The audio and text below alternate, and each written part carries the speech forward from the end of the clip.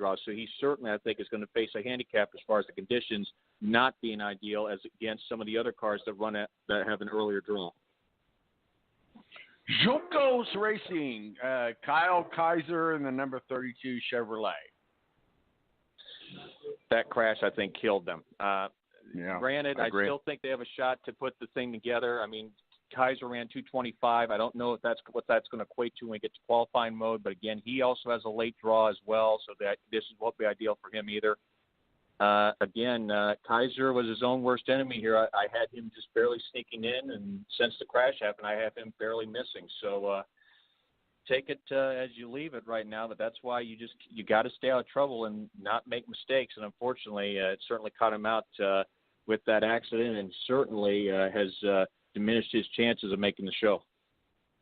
The richest guy in the field, the richest driver is obviously Fernando Alonso, McLaren in the number 66 Chevrolet. He's Fernando Alonso. We're never going to rule him out, but hopefully they got their car repaired and they don't have to use the backup car. I have not heard the details yet, but today they is are today. On the backup car. Oh, they are on the backup car. Thank you for that clarification. Okay.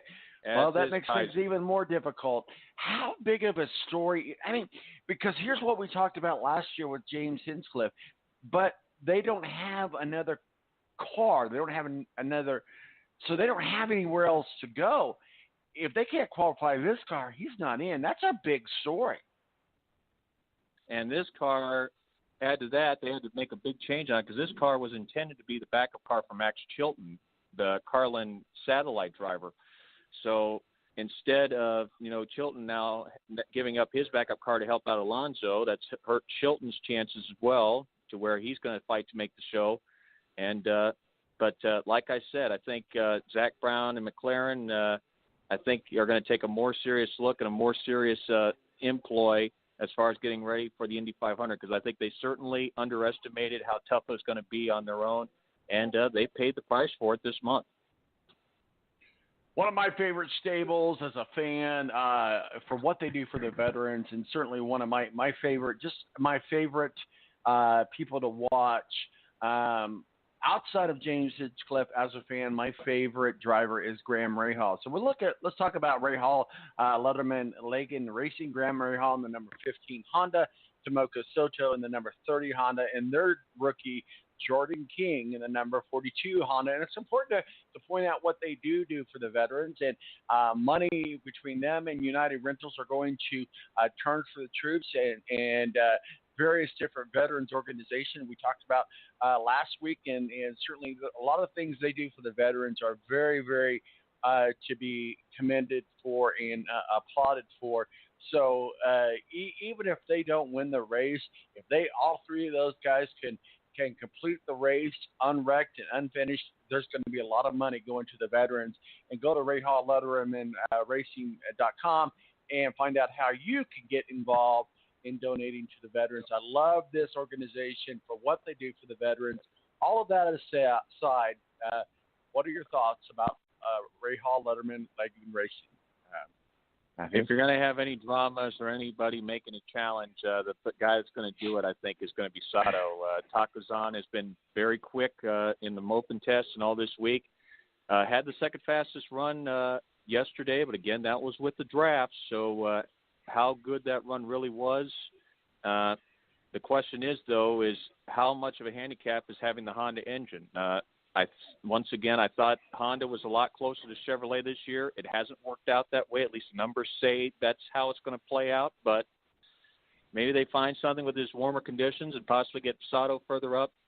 Rahal's in the field solidly. I think that's about all you could say about Rahal at this point. He just has never figured out this 4-lap qualifying program to be able to exploit it to the full. And Jordan King, he's certainly going to be sweating bullets all day. I think it's coin flip as to whether or not he makes this field or not at this point.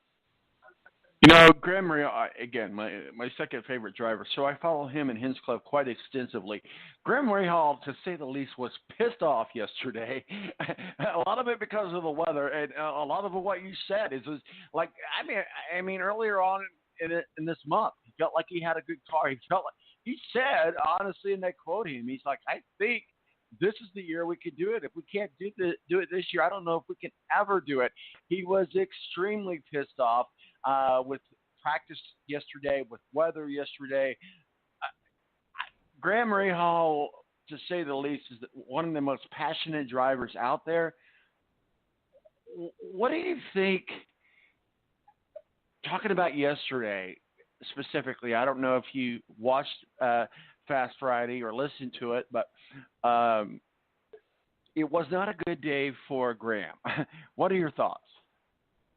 Well, the thing is, though, everyone's got to deal with the weather thing. So it's just how you handle it as the way that whether you're successful or not. And I think the way that Graham reacted, I got to say, concerns me a little bit. I think that's not the attitude you want to have coming into a qualifying session.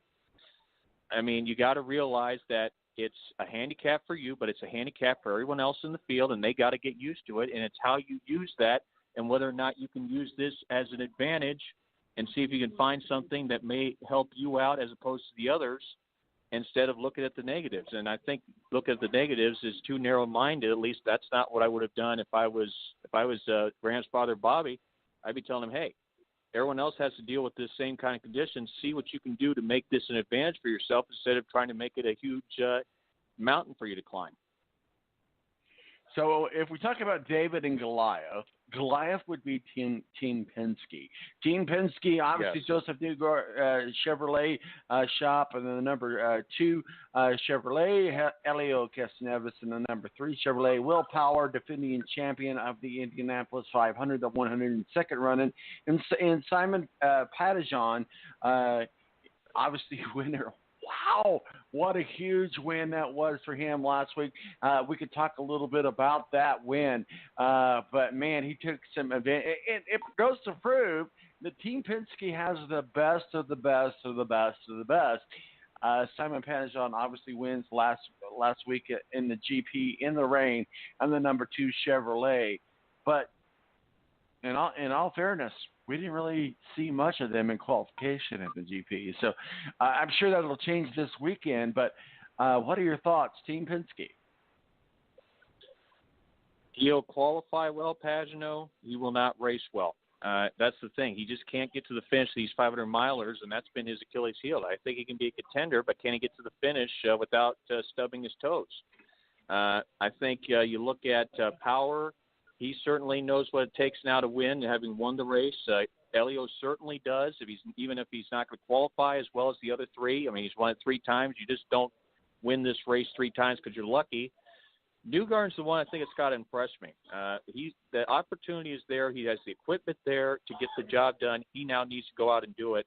And I'm still not totally convinced that he can get the job done at a stage. Now, granted, he won an IndyCar championship, but for Indy, it takes you have to look at it as a completely whole separate season from the rest of the IndyCar season and as one big championship to get.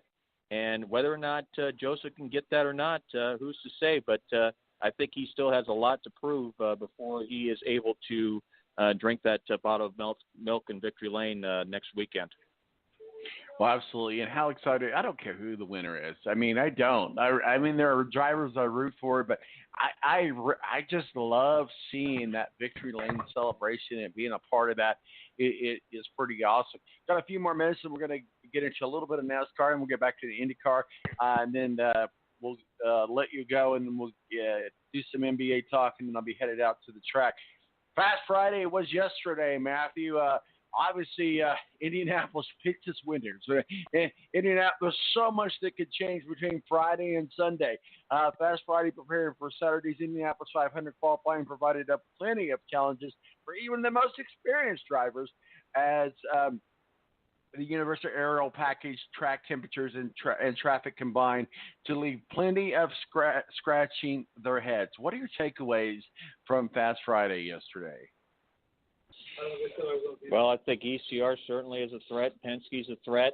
The question is, can the Hondas challenge him? I think that's the one thing that I have in my mind is, does Honda have anybody in their camp that can challenge either the Penske Chevys or the ECR Chevys? I thought coming into the month that was going to be either Rossi, Dixon, or Bourdais, and it still could be, but I think their challenge is as uphill a battle as it was 12 months ago.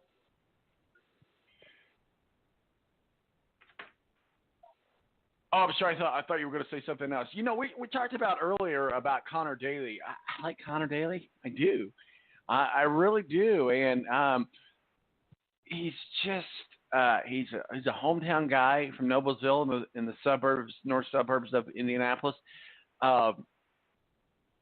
Certainly a fan favorite. Certainly he's done other things with the Amazing Race, but he just has not been able to.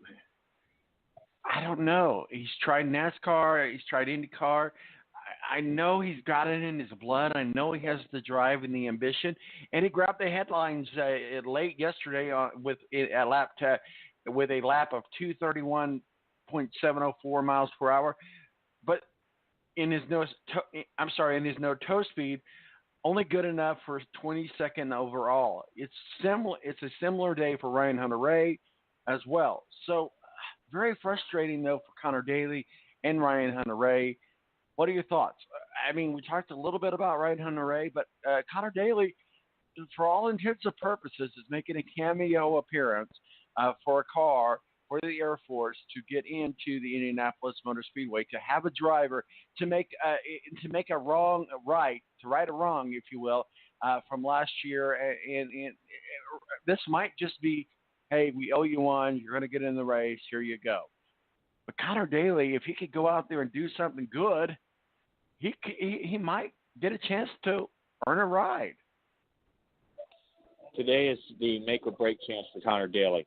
He has the car capable of getting him there, and he is the first one out, which means he'll have better conditions than anyone else likely will have all day long. How he uses them, I think, is going to say a lot to what the future holds for Connor Daly right now. If he takes advantage of it and gets a good run, puts some time up on the board, and stays up near the top, I think that will turn some heads. But if he squanders the opportunity and doesn't take advantage of the perfect conditions, he'll make the field, but he won't make it nearly as high as I think he will with the way the snares are lined up. They're lined up perfectly for him. Now he's just got to go out and grab that opportunity by the neck and make the most of it. The opportunity is there for him to pull out a big run today, first thing right out of the box here, in less than an hour from now. Well, one of the things that we love most at the Indianapolis Motor Speedway is what we call happy hour, and that's the hours between 4 and 5 or 5 and 6. I can't remember exactly what the time is, but it's the last hour of the day that they're out there on the track. And that's the time when they go out there and they kind of just let all hells go, if you will, all balls to the wall, if you will. Yesterday was our first happy hour, official happy hour, if you will. What were your thoughts and takeaways of happy hour on past Friday? Well, the effect that I think it usually plays in qualifying, unfortunately, I don't think it's going to play out that way unless we get some cloud cover late in the day that cools the temperature. I think the late conditions this afternoon around 5:50 when the track closes could be the toughest conditions the entire day. So unless you can tweak the car to get the most out, which is possible, if you don't get the job done on your first attempt today, you may be out of luck. Well, yeah, we'll absolutely see what happens. You know, last year we saw a real bump day. We saw James Hinchcliffe, one of the best drivers. Okay, I'm biased maybe, but certainly one of the best fan favorite drivers out there to get bumped from the Indianapolis Motor Speedway. Do we have a bump day this year? A real bump day, I mean. Keep in mind, there was one common denominator that allowed those late runs to happen, and that was the rain. That cooled the track down twice and allowed for opportunities and window of opportunity. As far as I'm concerned, I'm not a weatherman, but I don't see a cloud in the sky right now, and unless we get some cloud cover and maybe lower the temperatures a little bit, some shadows, I don't think the track temperature is going to get any cooler than what it is right now. Well, joining us now, we're going to kind of do a little double dipping into NASCAR and IndyCar. It's qualifying weekend at the Indianapolis Motor Speedway, but another big race, and we appreciate our partnership with Speedway Digest, and that's Steve Wilson of Speedway Digest, editor-in-chief. How are you, sir? I'm doing well. How about yourself? Fantastic.